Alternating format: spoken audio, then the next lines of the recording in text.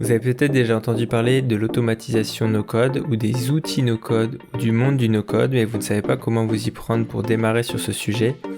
Je vais vous partager comment j'ai fait, qu'est-ce que j'ai regardé, comment je me suis formé et ce que j'ai appris et surtout qu'est-ce qui est possible de faire avec l'automatisation no-code. Donc déjà, les 3 avantages du no-code et de l'automatisation, ça va être de pouvoir faire des choses rapidement.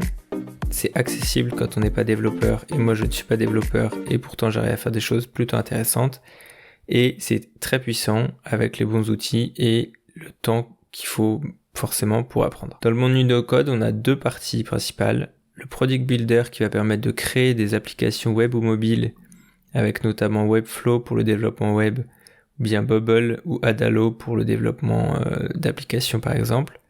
Et on a une deuxième stream qui s'appelle NoCodeOps qui va permettre d'automatiser des processus, d'automatiser les tâches répétitives, chronophages et les tâches qui sont consommatrices de temps mais qui peuvent être faites plus vite et mieux par une machine et par une automatisation. Typiquement du copier-coller ou une double saisie dans 2 outils différents. C'est des endroits où on peut automatiser pour gagner du temps et éviter les erreurs. Donc pour le NoCodeOps, il va falloir avoir un outil qui va permettre de faire des automatisations. Donc ça veut dire connecter différents services, différentes applications entre elles pour faire un transfert de données, par exemple, comme Make ou Zapier ou N8N qui est un peu plus complexe. En général, un outil de base de données avec Airtable par exemple.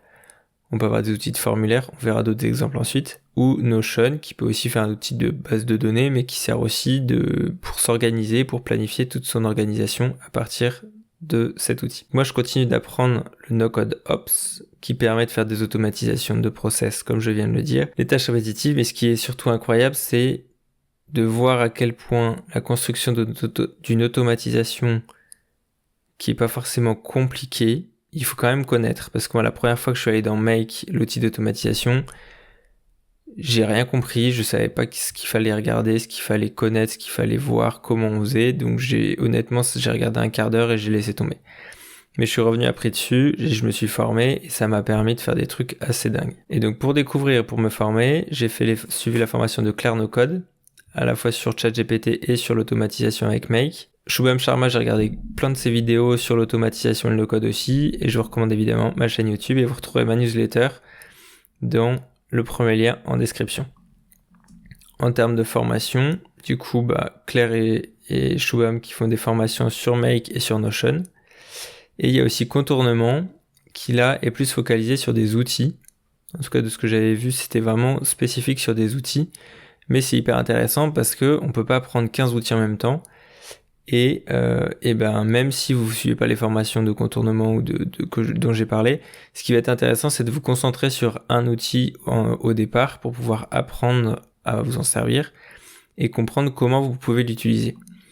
Parce que plus vous allez être expert dans un outil, plus vous saurez faire de choses avec cet outil. Et donc ensuite, les automatisations et les applications, les domaines d'application pour l'automatisation, mais aussi pour le Product Builder, pour un outil, s'ils sont infinis.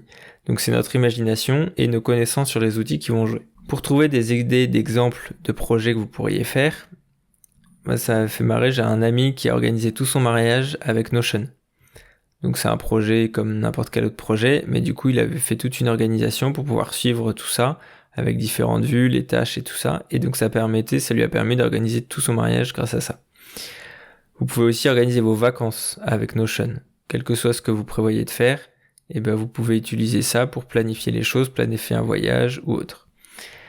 Un autre moyen de tester des outils no-code comme Airtable par exemple, ça va être d'utiliser des fichiers Excel que vous utilisez déjà, notamment dans votre travail.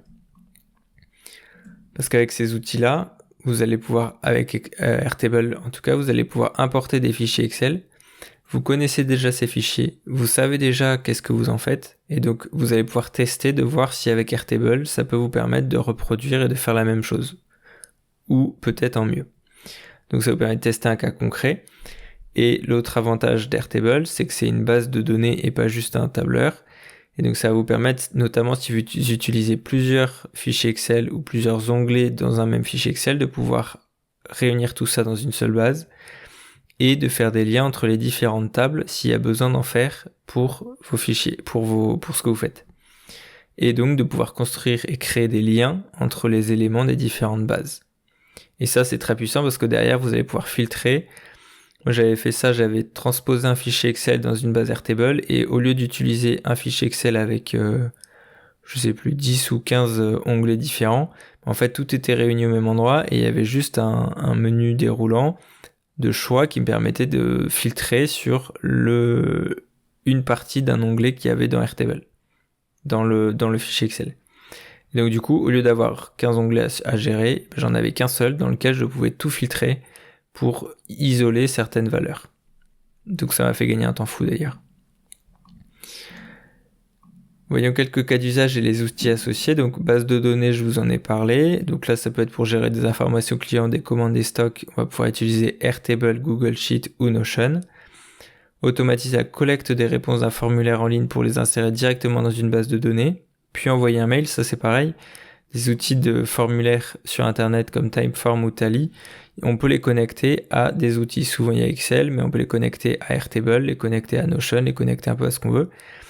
Grâce à des outils d'automatisation qui sont ici, Zapier, Microsoft Power Automate si vous êtes avec Microsoft, et Make Integromat.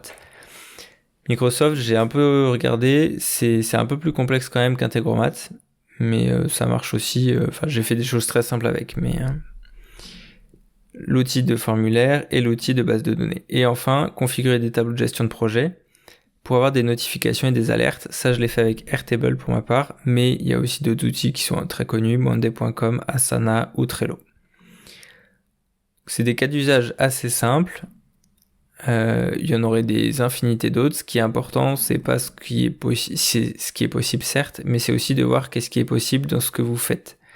C'est pour ça que les exemples précis dans votre quotidien ou dans votre travail sont très intéressants parce que ça peut vous permettre de tester concrètement ce qui est possible de faire avec un outil. J'espère que cette vidéo vous a plu. Si vous avez aimé, n'hésitez pas à liker, partager et à vous abonner pour ne rien manquer de la suite. Dans le premier lien en description, vous retrouverez le lien vers ma newsletter pour vous abonner et pour recevoir directement dans votre mail pourquoi j'ai appelé tout ce que je fais Excellence automatisée. Je l'expliquerai dans ma prochaine édition de ma newsletter qui partira le week-end prochain. Bonne journée, à la prochaine.